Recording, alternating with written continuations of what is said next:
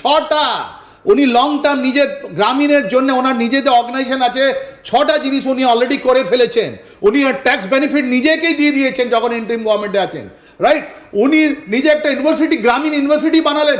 I don't know কত হাজার কোটি টাকা গভর্নমেন্টে যেটা আছে ট্যাক্স পেয়ার মানি উনি নিজে আবার খেলেন।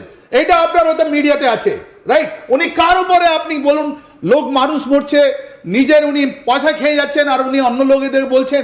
বিকজ স্ট্রেংথ ওনার কাছে কি আছে, প্রফেসর নিউজের কাছে এইটা করলে উনি আমেরিকার সঙ্গে অ্যালাইনমেন্ট করার পর চায়না, আমেরিকা আর ইন্ডিয়া, এটা 3টে টার্গেট আছে। বিকজ মায়ানমারে যা কিছু হলে আমাদের মিজোরাম আছে, এদেরও আছে। তো উনি জানেন কি এরকম একটা সিচুয়েশন তৈরি করলে উনি লাভবান হবেন।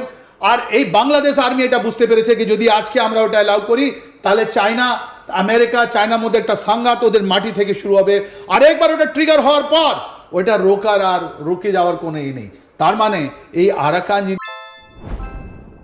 বিএনপি, জামাত ইসলাম, হেফাজত ইসলাম, ওরা কোথায়, ওরা কি কথা বলছে, এটা ইম্পর্টেন্ট। আওয়ামী লীগ তো বলেই দিয়েছে।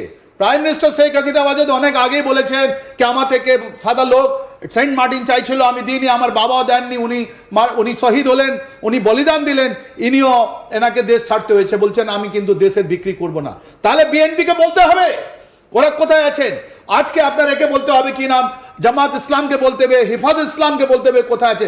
Great game he is going on in Bangladesh, great গম। উনিও তাকাচ্ছেন, আমরাও তাকাচ্ছি, বলছি, উনি বলছেন দেখুন আমাদের কি করে জিনিসগুলো আসছে, আমরাও বলছি কি করে জিনিসগুলো আসছে।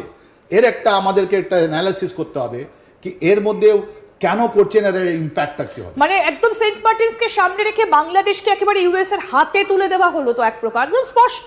আজকে ডেটে দাঁড়িয়ে এটা কোথাও কারো বুঝতে অসুবিধে নেই যে দেশটাকে একদম সাজিয়ে গুছিয়ে হাতে করে আমেরিকার হাতে তুলে দেওয়া হলো। বিলকুল সেই। এদের মধ্যে যদি আমরা SWOT